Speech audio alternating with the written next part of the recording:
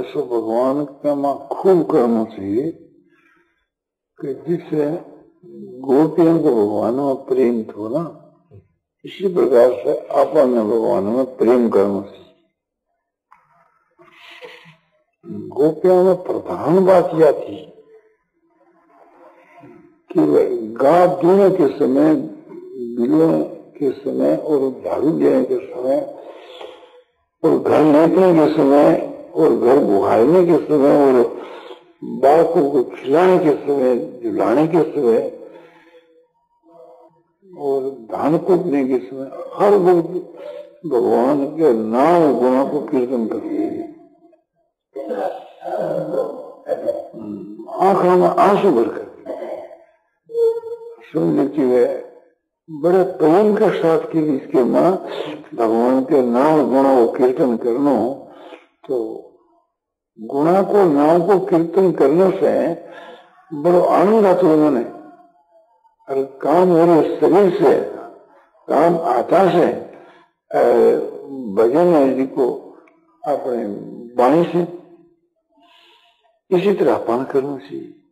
और मन जो उनको भगवान में वस्तु मन से भगवान के स्वरूप को ध्यान करती, तो मन से तो ध्यान करना और वाणी से नाम गुणों को कीर्तन करना और शरीर से काम करना। इस प्रकार से समझो कि एक साथ ये रोजगार चले, इसको ऐसा काम चले तो बहुत दिन को क्या ठिकाना। तो लोग तो भगवान में प्रेम, तो भगवान होना का बस हो जाता। जब बुलाती तो भगवान एक प्रकार से अपने आने की चेष्टा करता, नहीं आता तो गोपियों को घाटो नहीं। तो विवेक की व्याकुलता को आनंद मिलते बना है। विवेक की व्याकुलता में ये आनंद मिला है कि वियोग के बीच के मां मेरे को ध्यान बहुत अच्छे लगे।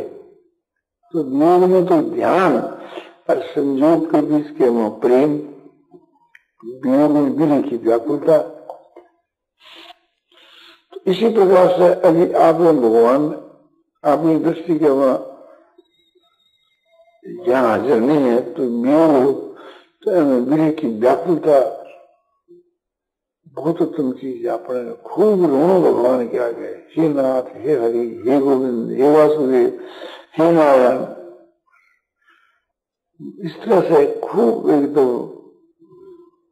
करुणा भाव से अपने विलाप करना चाहिए। मन ही मन के बीच के मां अपने भगवान के विषय कई संकल्प विकल्प करना चाहिए। जहाँ भरत जी महाराज मन ही मन के मां संकल्प विकल्प कर रहे कि भगवान क्यों नहीं आया, क्या कारण है जो भगवान अभी तक नहीं आया। इसी तरह से विनय की व्याकुलता के मां रुक्मिणी जी विलाप कर रहे हैं कि कृष्ण जी नहीं पहुंचा, तो कि भगवान क्यों नहीं पहुंचे, मैंने ऐसा कौन सा पाप किया था जिसके फलस्वरूप में भगवान विलंब कर रहे हैं। तो यह दशा अपनी होनी चाहिए। भगवान के देह में इतना व्याकुल हो है, इतना व्याकुल हो है कि अपने देह को भी ज्ञान नहीं लगे। और भगवान खुश होते वैसे मांगे क्या कि प्रेम, बस और कुछ नहीं मांगे कि भी आप में हमारा श्रद्धा पूर्वक प्रेम हो। प्रेम होने से भजन ध्यान अपना आप ही हो। संसार में अपना प्रेम हो तो संसार को भजन ध्यान आप ही हो करना थोड़ी पड़ा पाए। संसार में प्रेम हो तो संसार को भजन हो, भगवान में प्रेम हो तो भगवान का भजन। तो खूब भगवान में प्रेम करो, सबसे प्रेम हटाकर एक केवल भगवान में प्रेम करे और शरीर और संसार में भुला दे। एक में बात यह है। और ये गाना गावे कि मैं आसक तेरे रूप पे बिन मिले सवार नहीं होती, बिन मिले सवार नहीं होती। मैं आसक तेरे रूप पे बिन मिले सवार नहीं होती हरि। एक और है ये हरि, मैं तुम्हारे रूप पर आ सकूं, तुम्हारे बिना दर्शन की इच्छा नहीं पड़ती। इस तरह से भगवान के वास्ते दिल में व्याकुल हुए। अब एक बात तो मैं आपने बताई, अब दूसरी बताऊं। सबके साथ के बीच के मैं अनासक्त भाव से प्रेम कर लूं, कम आसक्त हूं नहीं, अब प्रेम करूं। यह महात्मा लोग करे, यह ईश्वर करे, या ईश्वर की प्राप्ति के उद्देश्य से सबके साथ हम लोग प्रेम करें, तो वो प्रेम ईश्वर नहीं। रुपयों के वास्ते जो आदमी किसी से प्रेम करता है तो रुपयों का दास है, और भगवान के लिए किसी को प्रेम कर रहा तो भगवान का दास है। प्रभु को खुश करने के लिए हम सबसे प्रेम करें तो ये बड़ी ऊंचे दर्जे की चीज। प्रभु प्रेम होने के लिए सबसे प्रेम करें, प्रभु की प्राप्ति के उद्देश्य से सबसे प्रेम करें, तो भगवान इस बात को जानते हैं कि इसका तो तेरे में प्रेम है। इस तरह खूब प्रेम बढ़ावे। जब भगवान में अत्यंत प्रेम बढ़ जाता है ना, तो उसके कैसे लक्षण होते हैं, जैसे सुंदर विलास में सुंदर राज ने कहा है, न लाजती न लोक की न वेद को कहो करे, न शंख भूत प्रेत की न देव यक्ष डरे, सुने न कान और की डर से न और इच्छना, कहे न मुख और भक्ति प्रेम लक्षणा।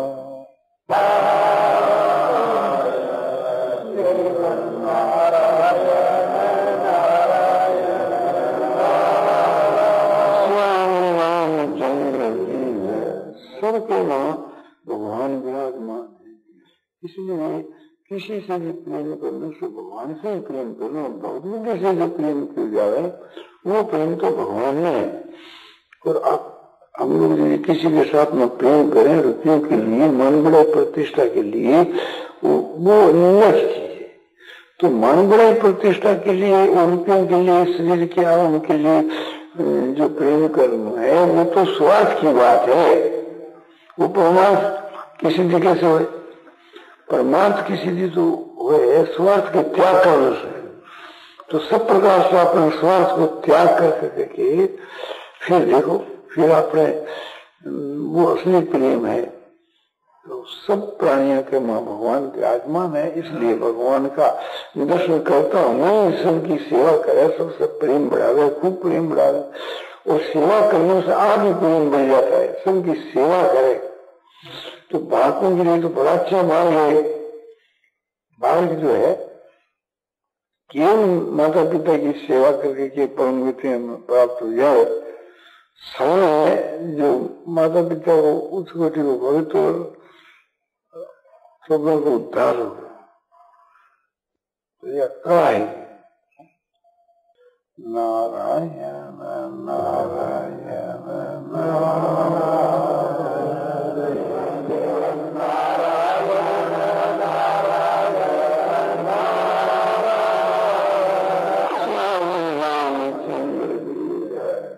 सुंदर कीर्तन एकदम चित्त खुश हो जाए। एक स्वर से एक ताल से कह जाए तो कीर्तन है जी को अपने भगवान को सुधार कर। कीर्तन करने के समय के विषय यह बात समझनी चाहिए, भगवान हमारे साथ में कीर्तन कर रहा है। खड़े होकर नाचे गावे बजाओ तो यूं भाव करे तो सब प्रेम बढ़े भगवान का। और सबके वहां भगवत बुद्धि करके सबसे भगवान के लिए जो प्रेम है सो वो प्रेम भी भगवान की प्राप्ति में बहुत ही सहायक है। भगवान की आज्ञा के अनुसार कर्म करने,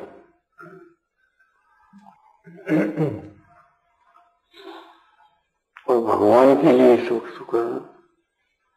जो कुछ भगवान की सेवा के रूप में भगवान के लिए तो करना और भगवान की हुक्म के माफ करना,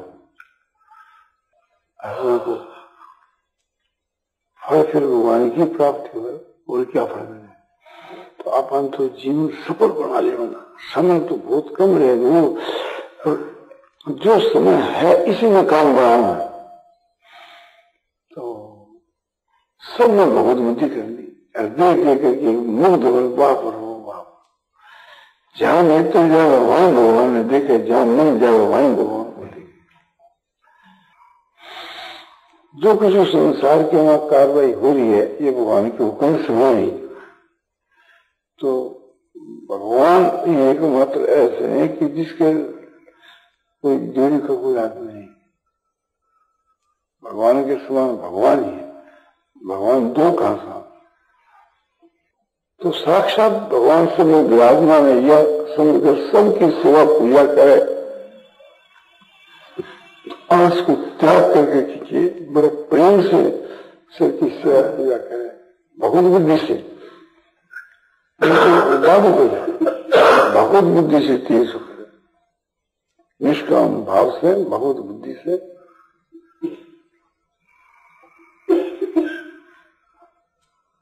तो चेष्टा मात्र को तो भगवान की लीला समझे, और चराचर जो है प्राणी जिन्होंने भगवान को स्वरूप समझे, भगवान ही इन सब के नाम विराजमान है ऐसा समझ करके सबसे प्रेम करे, तो सबसे प्रेम से भगवान से प्रेम है कि भगवान उसके नाम विराजमान है। इसलिए खूब आनंद आता है, रोमांच होने लगते हैं, आंसुपात होने लगते हैं। तो ये तो सुन कर देने से अभिशाप है, कल का क्या भरोसा। काम जनता जनता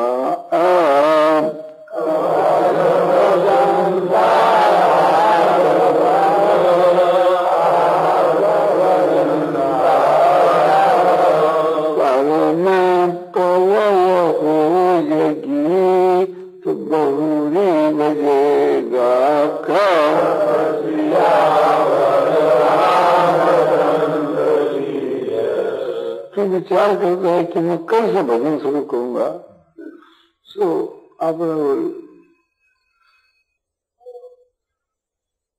कोई विदेशा कहे कि काल भजन का आज भजनों, काल भजनों को विचार करो, आज ही शुरू कर दे। आज को विचार हो तो अभी शुरू कर, क्योंकि जी क्षण में तुम्हारी मृत्यु हो जाएगी तो फिर कौन लगेगा। पहले हमें मृत्यु, ये सब बात आपने सोच करके कमर कस करके आपने तो साधन करना चाहिए, हाँ सांस करके नाच नाच करके साधन करना चाहिए। जब गोपियां भगवान श्री कृष्ण जी के साथ में नाच नाच करके रास किया करते, सब मिलकर के जीवनों को नाचनो गानो बजानो इसी में रास। तो वो असली रास तो आजकल का जो रास है जिसका तो नकली रास है, वो दुम नहीं है, सच्चाई नहीं है, और वो तो साक्षात हो। तो वो साक्षात जो असली रास हुआ करता हो उसके भाव से भावित होकर के मैं आप जो रास में शामिल हो जाता। भगवान इतना बोले आपके क्या प्रत्याही 100-50 स्वयं आपके प्रवेश कर जा, उसके लिए विरोध नहीं, क्योंकि भगवान समझ रहा है अचारते स्वयं। जय सीताराम सीताराम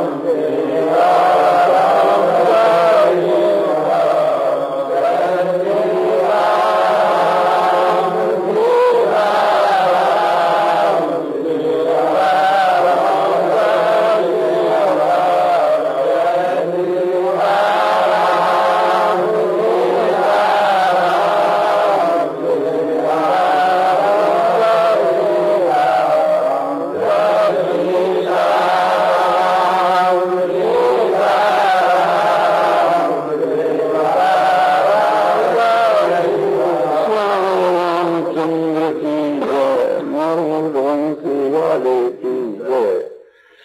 तो जब आप कही थी भगवान का प्रेम की बात को और प्रभाव की को, तो अब प्रभाव की बात बतलाई जाए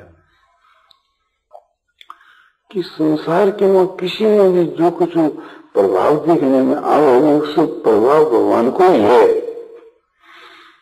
दुनिया में जितने जो मनुष्य है, पशु पक्षी कीट पतंग और देवता है, इन सब के में जो प्रभाव है, जो सिद्धि है, जो कुछ सामर्थ्य है, वो सब भगवान की है। दूसरे लोग जो अभिमान कर लेते हैं कि ये मेरा प्रभाव है, तो उसकी मूलता उसकी प्रभाव भगवान का है। देखो, सब आप लोगों ने पढ़ा होगा शास्त्रों में, वेदों में, उपनिषदों में, केवल उपनिषद में कहा आती है कि एक समय के बीच के में जो है देवताओं की सभा बैठी थी, इकट्ठे होकर के ईश्वर के बीच के में। तो उस वक्त में इंद्र ने देखा कि कोई एक तो सामने यक्ष के रूप में खड़ा है, तो कहा देव तुम जाओ परीक्षा करो, ये यक्ष के रूप में जो दिखता है तो कौन है। अग्नि देवता गए साक्षात मूर्तियां होकर के और पूछा, प्रभु आप कहां से आए, कौन है।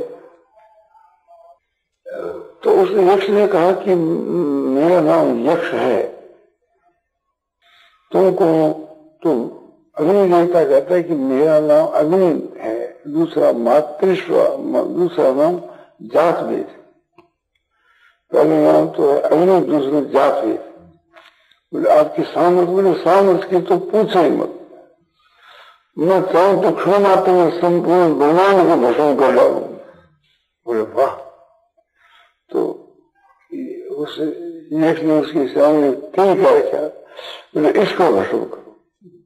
तो अग्नि ने अपना सारा जोर लगा दिया कि तू अग्नि उस को भस्म नहीं कर सका, क्योंकि अग्नि में जो शक्ति थी वो तो भगवान ने अपनी खींच ली, अग्नि में रह क्या। तो अग्नि देवता वहां परास्त होकर करके, हार करके देवताओं के सभा में आए और कहा कि मैं नहीं जानता कि यक्ष के रूप में ये कौन है। तो वायु देवता को हुक्म, देवराज ने बोले जाओ भाई तुम जाओ पता लगाओ। वायु देवता आए, वायु देवता ने पूछो से तुम कौन हो। उसने बोला मैं यक्ष हूं। और तुम्हारा क्या नाम, यक्ष ने पूछा।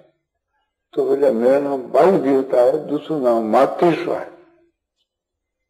तुम्हारी शक्ति, मैं शक्ति को क्या पूछू, मैं चाहूं तो क्षण मात्र में इस ब्रह्मांड को डालकर कहीं का कहीं ले। तो उसके सामने मूर्ति क्या क्या, बोले स्त्री के बूढ़ा हो। शक्ति जो उसमें थी वो तो भगवान ने खींच ली, अब उड़ा क्या तुम नहीं उड़ा सके। तो हार मान करके समझा देवता की सभा में आकर वायु देवता ने कहा कि मैं नहीं जानता ये कौन है, यक्ष के रूप। तो इंद्र सोचा कि भी कभी इसको भेजूं, कभी इसको तो चल रहे। तो खुद इंद्र आया तो यक्ष अंतर्धान हो गया और वहां एक उमा देवी प्रकट हुई, शिव जी की धर्मपत्नी, गोवर्धन जिसका नाम है, पार्वती। उसको देख करके इंद्र ने पूछा, देवी भगवती अभी एक यक्ष के रूप में यहाँ खड़ा था, वो कौन था। बोले वो भगवान साक्षात पूर्ण ब्रह्म परमात्मा। परमात्मा तुम लोगों को एक प्रकार से चिताने के लिए आए थे। तुम लोगों के वहां जो अभिमान हुआ देवासुर संग्राम के मां, जो तुम्हारी विजय हुई, देवता और आसुरों का जो बड़ा भारी घोर युद्ध हुआ, उसमें देवताओं की विजय हुई। उस विजय को पाकर के तुम लोगों के वहां अभिमान आ गया कि हमारे प्रभाव से हमारी विजय हुई, किंतु तुम्हारे प्रभाव से नहीं, जो विजय हुई सो भगवान के प्रभाव। भगवान ने जब अपनी शक्ति खींच ली तो अग्नि में नहीं पड़ा, नहीं बाबू में बाबू दवा तो बल त्यागत में ही वर्गनी के वज्राणी की प्रकाश करने की शक्ति नहीं थी। ऐसी बात नहीं, ये बात है तुम लोगों के अभिमान बढ़ गया था, वो विजय भगवान के प्रभाव से है, तुम लोगों ने मान लिए अपने प्रभाव। तो इस ज्ञान को दूर करने के लिए भगवान यक्ष के रूप में प्रकट हुए थे। ठीक है, तो देवराज इंद्र को भगवान का ज्ञान सबसे पहले हुआ, फिर देवराज सभा में आकर के वायु देवता को, अग्नि को उपदेश दिया, कोई जो उपदेश उसको मिला था ज्ञान का। इसके बाद में इसकी परंपरा चली। तो मिलकर नारायण नारायण नारायण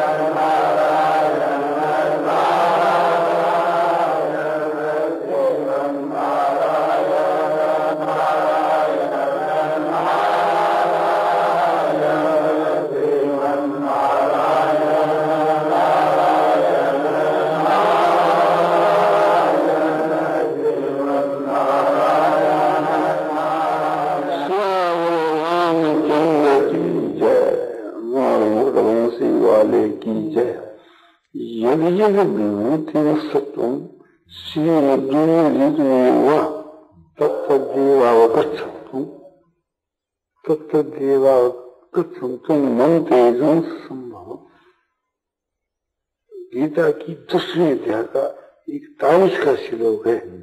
इसका ये भाव है कि जो भी संसार में विभूति वाली चीज है, जैसे 10वें अध्याय के में भगवान ने अपनी विभूतियां बतलाई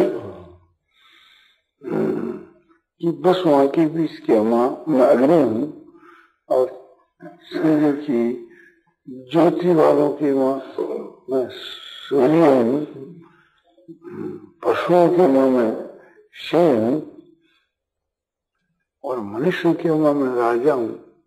तो बात ये बतलाई कि जो भी संसार के वहां प्रभाव वाली चीज है, एक से भगवान वहां सबको संभाल करके उपदेश दिए हुए है कि जो विभूति वाली चीज है, इसी प्रकार से जो बल वाली चीज जैसे वायु के बल है, ऐसे भी संसार में जो बल वाली चीज है, जो शोभा वाली चीज है, यानी शोभनीय पदार्थ, रमणीय पदार्थ है, उन सबको भगवान कहते मेरे एक जो तेल का एक अंश है, मेरे प्रभाव का एक अंश मात्र है।